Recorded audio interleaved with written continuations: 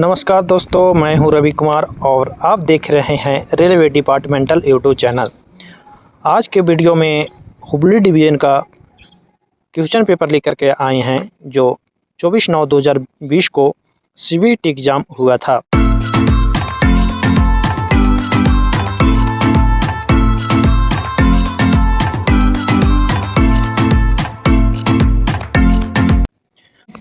इसमें जो भी प्रश्न को पूछा गया है वो हम लोग एक एक करके उस पर डिस्कस करेंगे।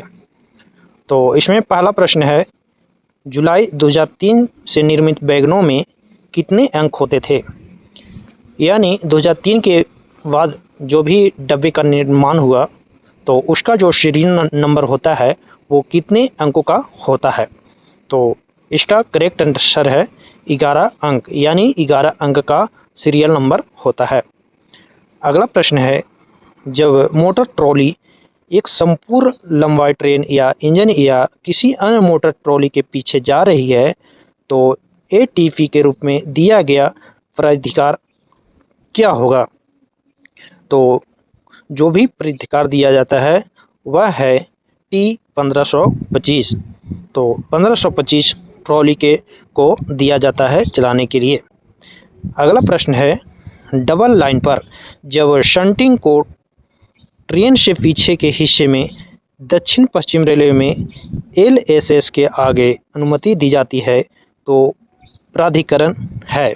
तो इसका सही उत्तर है C, यानी A और B दोनों। यानी उस समय T806 दिया जाएगा जो बिना उस पर प्राइवेट नंबर नहीं लिखा जाएगा, और है कि LSS टोकन ऑफ के नीचे शंट सिग्नल दिया जाएगा। LSS मतलब होता है लास्ट स्टॉप सिग्नल। अगला प्रश्न है, स्टेशनों में पर्याप्त संख्या में PN का अर्थ होता है प्राइवेट नंबर शीट की आपूर्ति के लिए जिम्मेदार है। तो प्राइवेट नंबर शीट के लिए आपूर्ति का जिम्मेदार होता है TI, यानी जो सेक्शन TI होता है वो इसकी आपूर्ति के लिए जिम्मेदार होता है। अगला प्रश्न है, कोई भी व्यक्ति तब तक इलेक्ट्रिकल ब्लॉक उपकरणों का संचालन नहीं करेगा जब तक कि वह प्राचार्य JTI द्वारा जारी योग्यता प्रमाण पत्र नहीं रखता है जो कि अवधि के लिए वैध होगा। तो JTI द्वारा प्रमाण पत्र जारी किया जाता है तो उसका वैलिडिटी होता है 3 वर्ष। यानी इस प्रमाण पत्र को ब्लॉक उपकरणों के चलाने के लिए जो प्रमाण पत्र का वैलिड होता है वो 3 वर्ष होता है। तो इसका सही उत्तर है 3 वर्ष। अगला प्रश्न है, दोहरी लाइन पर TIC का अर्थ होता है संचार में संपूर्ण बाधा के दौरान अगर FSS यानी फर्स्ट स्टॉप सिग्नल में ट्रेन रुक जाती है, यदि स्टेशन से कोई भी नहीं आता है तो कितने समय के बाद गार्ड पीछे से ट्रेन की सुरक्षा करेगा और LP यानी लोको पायलट को स्टेशन पर भेजा जाएगा? तो इसका सही उत्तर है कि 10 मिनट, यानी 10 मिनट से अधिक कोई ट्रेन रुक जाती है FSS पर तो वहाँ गार्ड पीछे की ओर से सुरक्षा करेगा और लोको पायलट को स्टेशन पर भेजा जाएगा। जो असिस्टेंट लोको पायलट होगा उसको भेजा जाएगा। अगला प्रश्न है, सामान्यतः मालगाड़ी के BV में न्यूनतम ब्रेक पावर का दबाव कितना होगा? तो BV में ब्रेक पावर का दबाव 4.8 किलो प्रति सेंटीमीटर स्क्वायर।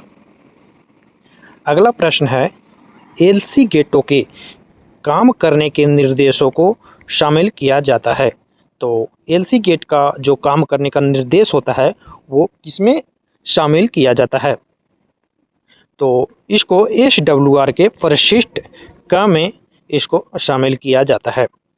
अगला प्रश्न है, REMMLOT या RTIS डिवाइस जो होता है वो उपकरण स्वचालित रूप से ट्रेन समय को अपडेट करने के लिए लगाए जाते हैं। तो वो कौन सा डिवाइस होता है? तो उसका नाम है COA। अगला प्रश्न है, सामान्य तौर पर बंद सर्किट रेख कहाँ पर चलेंगे? तो सामान्य तौर पर बंद सर्किट रेख जो नामित मार्ग है वहाँ चलाए जाते हैं। अगला प्रश्न है, गुंडकल की ओर दक्षिण पश्चिम रेलवे और दक्षिण तट रेलवे के लिए इंटरचेंज पॉइंट है।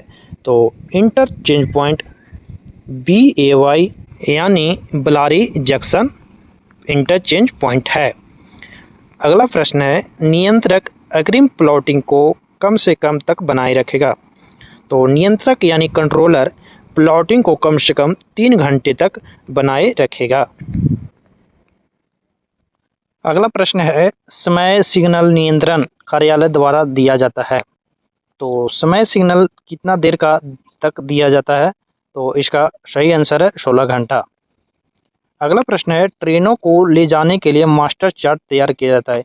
कहने का अर्थ है कि कौन सा ट्रेन को ले जाने के लिए मास्टर चार्ट का प्रयोग किया जाता है। तो पैसेंजर ट्रेन का जो होता है वो मास्टर चार्ट के द्वारा ही उसको ले जाया जाता है या तैयार किया जाता है। अगला प्रश्न है, रेल डिब्बा कारखाना कहाँ स्थित है? तो रेल डिब्बा कारखाना कपूरथला में स्थित है, जो पंजाब में पड़ता है। अगला प्रश्न है, ड्यूटी पर मौजूद व्यक्ति जो स्टेशन सीमा के भीतर यातायात के लिए कार्य के जिम्मेदार है, तो वह कौन होता है? तो ड्यूटी के पर मौजूद व्यक्ति जो स्टेशन सीमा के अंदर कार्य करता है वह स्टेशन मास्टर के अधीन होता है। अगला प्रश्न है, RCT का पूर्ण रूप क्या है? तो RCT का पूर्ण रूप होता है रेलवे क्लेम ट्रिब्यूनल। इसको हिंदी में बोला जाता है रेलवे दावा अधिकरण। अगला प्रश्न है, स्वचालित ब्लॉक प्रणाली में जब आवश्यक हो ब्लॉक स्टेशनों के बीच की लाइन को कौन से श्रृंखला में विभाजित किया जाता है? तो स्वचालित ब्लॉक प्रणाली में जब आवश्यक हो तो ब्लॉक स्टेशनों के बीच की लाइन को स्वचालित संकेत क्षेत्र में विभाजित किया जाता है। अगला प्रश्न है, गाड़ी चलते समय यदि गर्म धुआं का पता चलता है तो GDLP यानी GD का हो गया गुड्स गार्ड और LP माने लोको पायलट क्या करेगा? तो गुड्स गार्ड और लोको पायलट उस समय गाड़ी को रोक देगा। अगला प्रश्न है, समान रूप से जब शंट सिग्नल को टोकन ऑफ किया जाता है तो रफ्तार प्रतिबंधित किया जाता है। तो शंटिंग के लिए जो रफ्तार होता है, स्पीड होता है, वो 15 किलोमीटर प्रति घंटा मैक्सिमम होता है। अगला प्रश्न है, राहत गाड़ियों को एक अवरुद्ध ब्लॉक सेक्शन में भेजने का लिखित प्राधिकार क्या है? तो इसके लिए TA 602 दिया जाता है जब राहत गाड़ी को अवरुद्ध ब्लॉक सेक्शन में भेजा जाता है उस समय। अगला प्रश्न है, इंटरलॉक किए गए फाटकों को हमेशा रखा जाता है। तो इंटरलॉक किए गए फाटकों को हमेशा यातायात के लिए खुला रखा जाता है और जब भी कोई ट्रेन गुजारना हो उस समय फाटकों को बंद किया जाता है, बाकी यातायात के लिए खुला रखा जाता है। अगला प्रश्न है, लेवल क्रॉसिंग का मतलब है रेलवे ट्रैक के साथ सड़क का चौराहा भी इक्वल में हो, ये समतल हो। तो इसका सही आंसर ए होगा कि सेम लेवल में हो तो उसे ही लेवल क्रॉसिंग कहा जाएगा। अगला प्रश्न है, ETR2 क्या है? तो ETR2 काम करने का प्राधिकार होता है। अगला प्रश्न है, कैसलरॉक और कुलेम सेक्शन में आरोही ट्रेनों की अधिकतम अनुमेय गति कितनी है? तो कैसलरॉक और कुलेम सेक्शन में 40 किलोमीटर प्रति घंटा मैक्सिमम अनुमेय गति है। अगला प्रश्न है, ट्रेन शुरू होने वाले स्टेशन पर लाइन क्लियर है। तो यह पूछा जाएगा कि यात्रियों को ट्रेनों को ले जाने वाली की बुकिंग से कितने मिनट पहले?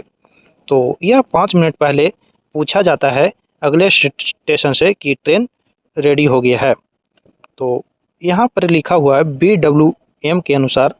तो BWM का मतलब होता है ब्लॉक वर्किंग मैनुअल। अगला प्रश्न है, अनवायर्ड ट्रैक और वायर ट्रैक के बीच अंतर को जानने के लिए क्या करते हैं? तो अनवायर्ड ट्रैक और वायर ट्रैक के बीच का अंतर जानने के लिए सतर्कता वायर टर्न आउट बोर्ड प्रदान किया जाएगा। अगला प्रश्न है, को बिल्ड खराबी के रूप में माना जाता है। तो बाधा जिसको ऑब्स्ट्रक्शन या बाधा बोला जाता है, तो ऑब्स्ट्रक्शन को फेल्यूर के रूप में माना जाता है। अगला प्रश्न है, नए वैगनों की नंबर की संख्या कितनी होती है? तो नए वैगनों की संख्या जो होती है 11 डिजिट का सीरियल नंबर होता है। अगला प्रश्न है, CC+ रेक को कौन कलर के विशेष सतर्कता आदेश को जारी किया जाता है? तो इसे पीले कलर का सतर्कता आदेश जारी किया जाता है। अगला प्रश्न है, कम से कम क्रू बदलने के बारे में सलाह दिए जाए कि आगम स्टेशनों को सलाह दी जाती है, यानी क्रू बदलने से पहले कितने घंटे पहले स्टेशनों को इसको सूचना दी जाती है?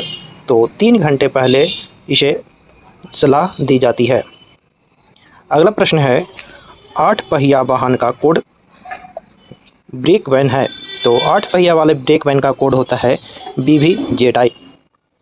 अगला प्रश्न है, TSL दौरान दोहरी लाइन पर राइट लाइन से यानी सही दिशा में गाड़ी शुरू करने कौन से सिग्नल को हटाया जा सकता है?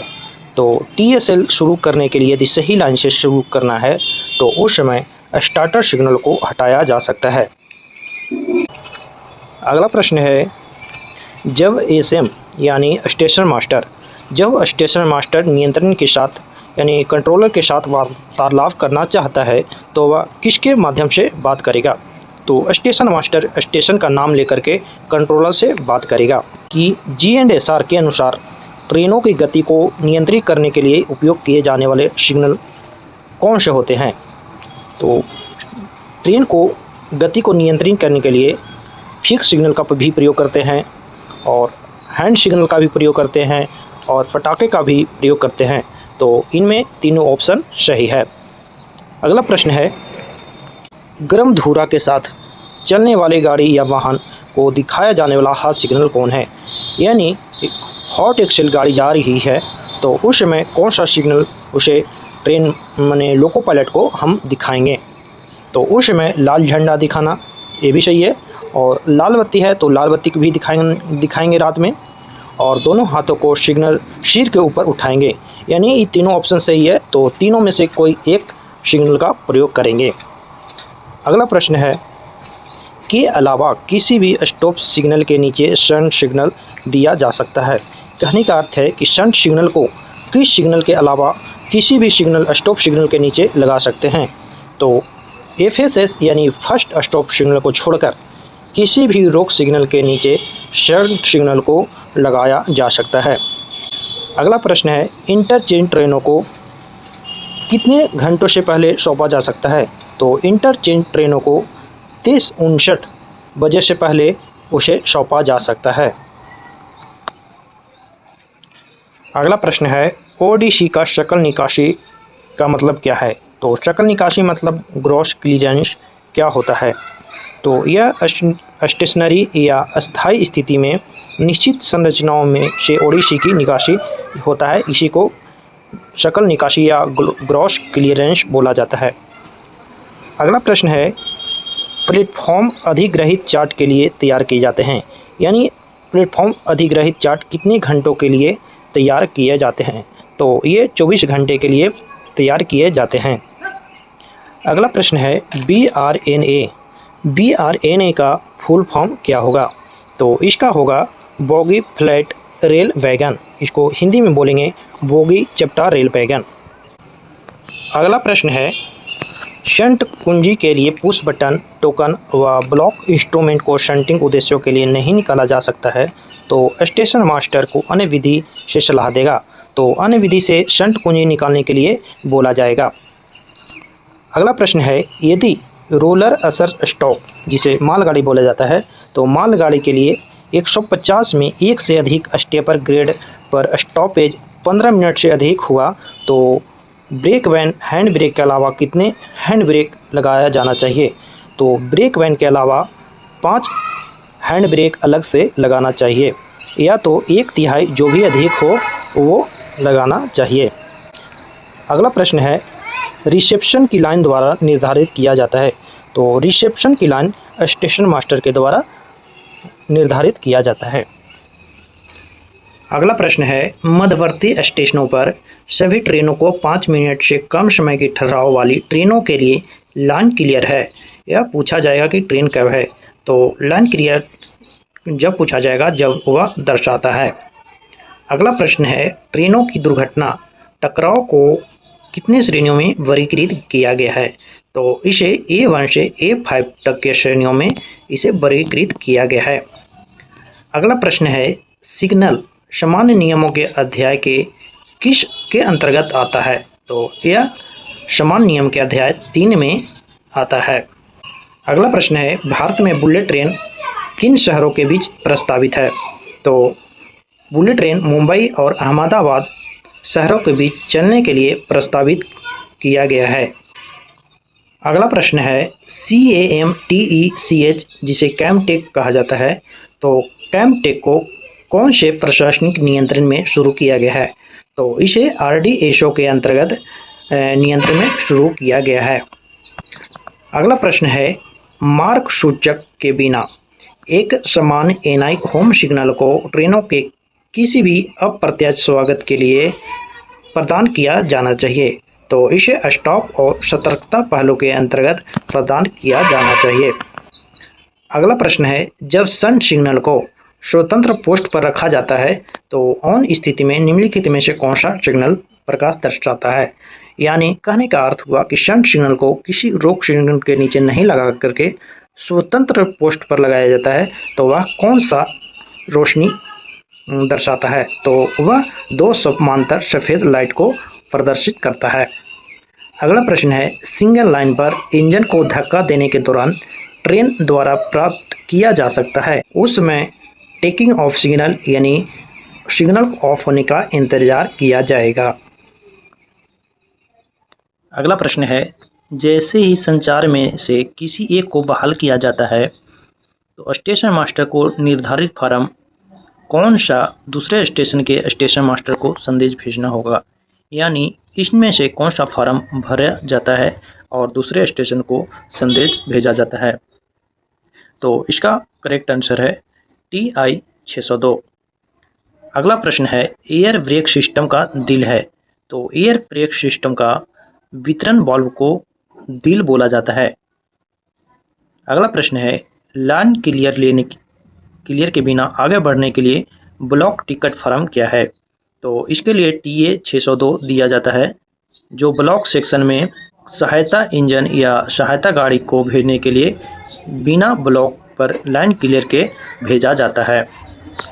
अगला प्रश्न है, यदि LC गेट के साथ संचार विफल हो जाता है तो स्टेशन मास्टर सभी ट्रेनों को रोक देगा और क्या जारी करेगा? तो स्टेशन मास्टर गेट नियमों का पालन करने के लिए कॉशन ऑर्डर को जारी करेगा। अगला प्रश्न है, जब बिजली का झटका लगता है तो क्या करना चाहिए? तो जब बिजली का झटका लगा है तो उस समय पावर आपूर्ति का स्विच बंद कर देना चाहिए। अगला प्रश्न है, BPC को कौन सी ट्रेन के लिए जारी किया जाता है? तो BPC जो होता है वो सभी ट्रेनों के लिए इसे जारी किया जाता है। अगला प्रश्न है, गैर इंटरलॉक किए गए फाटकों को हमेशा रखा जाता है, तो जो नॉन इंटरलॉक गेट है उन्हें सड़क यातायात के लिए बंद रखा जाता है और जो इंटरलॉक गेट होता है तो उसे यातायात के लिए खुला रखा जाता है। अगला प्रश्न है, W अक्षर लोकोमोटिव में इंगित करता है, तो W का अर्थ होता है ब्रॉड गेज। अगला प्रश्न है, प्रति मिनट दिल की धड़कन होती है, तो प्रति मिनट दिल की धड़कन 70 से 72 बार होती है, तो इसका करेक्ट आंसर है 72 बार। अगला प्रश्न है, स्टेशन का कर्मचारी यह देखता है कि कोई गाड़ी फ्लैशर लाइट को ऑन किए बिना गलत लाइन पर आ रही है तो उसके द्वारा क्या कार्रवाई की जानी चाहिए? तो बिना फ्लैशर लाइट को ऑन किए हुए यदि गलत लाइन से कोई भी ट्रेन आता है तो उसे स्टेशन कर्मचारी उसको तुरंत रोकने का प्रयास करेगा और रुकेगा। अगला प्रश्न है, इनमें से कौन सा एक परिणामी ट्रेन दुर्घटना है? तो टक्कर जो होता है ये परिणामी ट्रेन दुर्घटना होता है। अगला प्रश्न है, दुर्घटनाओं के वर्गीकरण की श्रेणियां A से R तक रखा गया है, तो A से R तक में कौन सी लेटर को छोड़कर रखा गया है। तो उसमें आई और ओ को छोड़कर सभी लेटर को दुर्घटना के वर्गीकरण करने के लिए रखा गया है, बाकी आई और ओ को नहीं रखा गया है। अगला प्रश्न है, कैसल रॉक और कुलेम सेक्शन में अवरोही मालगाड़ियों की अधिकतम अनुमेय गति कितनी है? तो दोस्तों इसमें 30 किलोमीटर दिया है और क्वेश्चन नंबर 25 में 40 किलोमीटर दिया है। तो आप लोग को यदि सही पता हो, करेक्ट पता हो, तो कमेंट बॉक्स में अवश्य बताएं कि 30 किलोमीटर प्रति घंटा है या 40 किलोमीटर प्रति घंटा है। अगला प्रश्न है, BTPN संक्षिप्तियों का पूर्ण रूप है, यानी BTPN का पूर्ण रूप क्या होता है? तो BTPN को bogie tank wagon for petroleum product कहा जाता है, जिसे हिंदी में पेट्रोलियम उत्पाद के लिए टैंक वैगन बोगी बोला जाता है। अगला प्रश्न है, बाहरी स्टेशन पर दुर्घटना हो जाती है और मेन लाइन प्रभावित है, तो ART और MRT आवश्यकता को इंगित करने के लिए कौन सा सायरन कोड बजाया जाएगा? तो बाहरी स्टेशन पर जहां ART और MRT की आवश्यकता है, तो उसके लिए 4 लंबे और 1 छोटा हूटर को बजाया जाएगा। टोटल कुल 5 हूटर बजाए जाएंगे। अगला प्रश्न है, NI कार्य के दौरान ट्रेन के काम करने के निर्देशों को समझने के लिए रजिस्टर में स्टाफ को भी साइन इन करना चाहिए, तो उस रजिस्टर का नाम आश्वासन रजिस्टर या एश्योरेंस रजिस्टर कहा जाता है।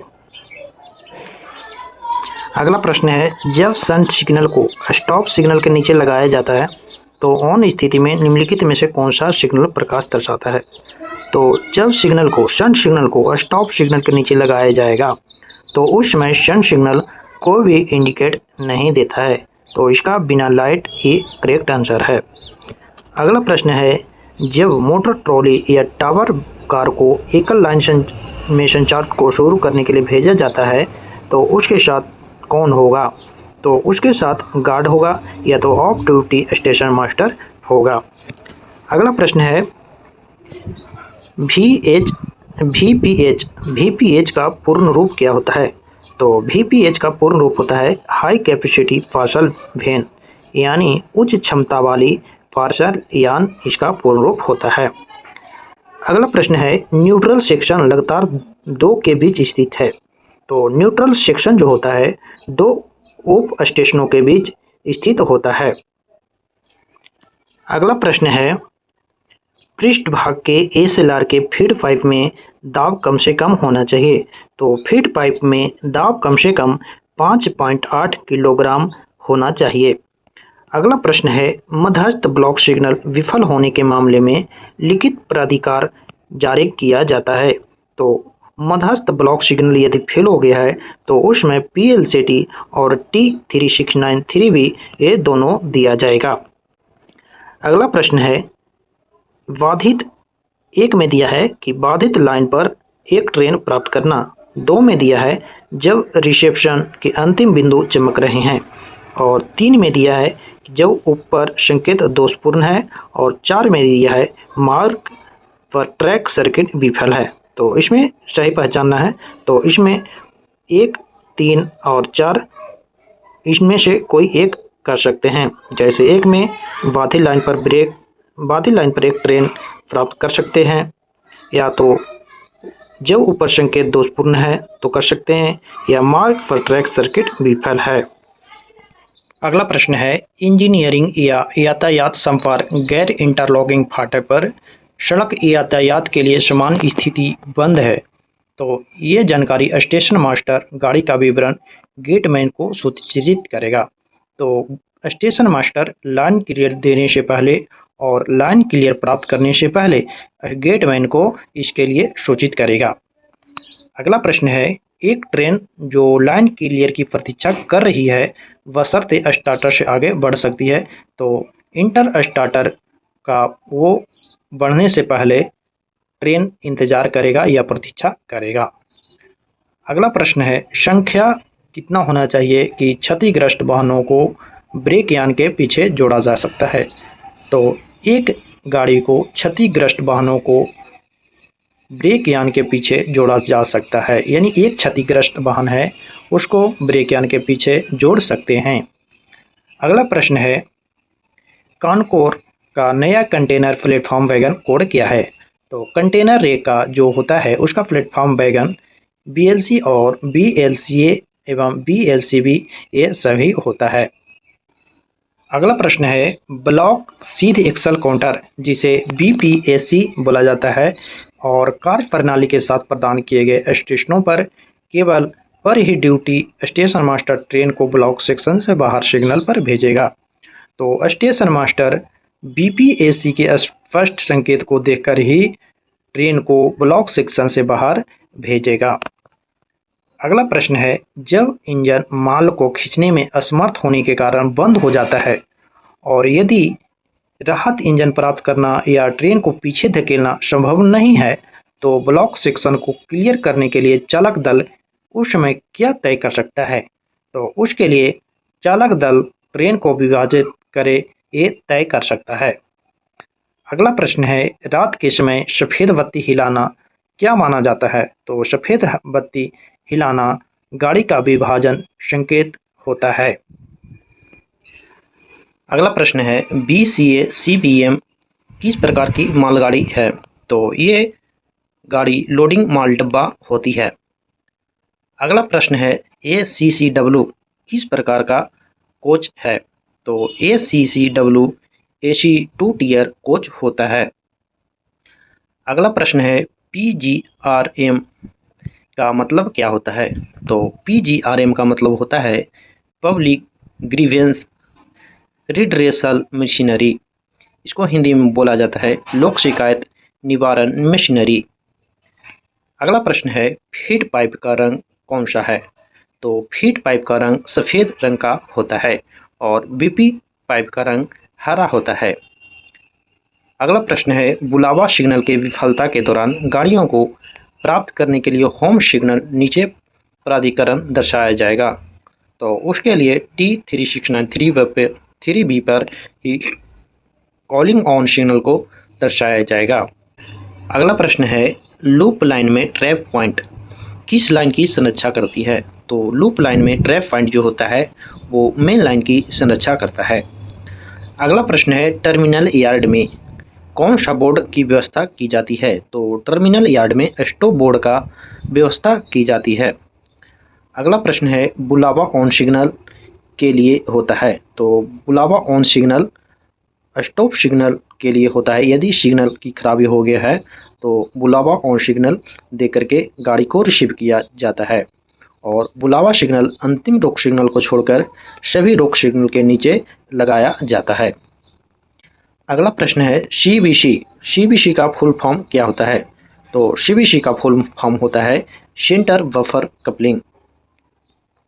अगला प्रश्न है, सेक्शन के बीच में गाड़ी के विभाजन के बाद लोको पायलट को अगले स्टेशन पर जाने के लिए आगे बढ़ने का प्राधिकार गार्ड के द्वारा कौन सा दिया जाता है? तो गार्ड के द्वारा T609 दिया जाता है लोको पायलट को अगले स्टेशन तक जाने के लिए।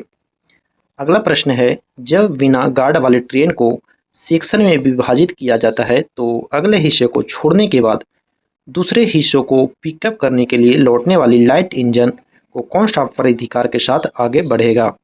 तो उसके लिए TA602 स्टेशन मास्टर के द्वारा दिया जाता है। अगला प्रश्न है, IBS और स्वचालित ब्लॉक क्षेत्र के मामले में जब ट्रेन के लोको पायलट को ट्रैक की किसी भी असमान स्थिति का अनुभव होता है तो ट्रेनों की आवाजाही रोकने के लिए उसे किसको सूचित करनी चाहिए?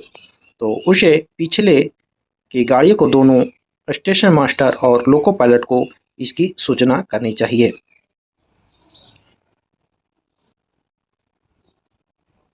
अगला प्रश्न है, जब लक्ष्य की सूचना दी जाती है और बाद में इंजीनियरिंग कर्मी के साथ एक ट्रेन भेजी जाती है, LP को सतर्कता आदेश दिए जाते हैं। तो इसके लिए बंद करो पर्याप्त दूर से बाधा के मृत के लिए सतर्कता आदेश दिया जाता है। अगला प्रश्न है, स्टेशन मास्टर जिन्हें लोको पायलट के माध्यम से रेल फ्रैक्चर के बारे में संदेश मिला है वह कितने किलोमीटर की सतर्कता आदेश जारी करने के लिए व्यवस्था करेगा? तो इसके लिए 20 किलोमीटर प्रति घंटा की स्पीड से चलने के लिए सतर्कता आदेश दिया जाएगा। अगला प्रश्न है, निकटतम स्टेशनों के बीच टीएसएल काम को शुरू करने के लिए उन्हें क्या प्रदान किया जाएगा?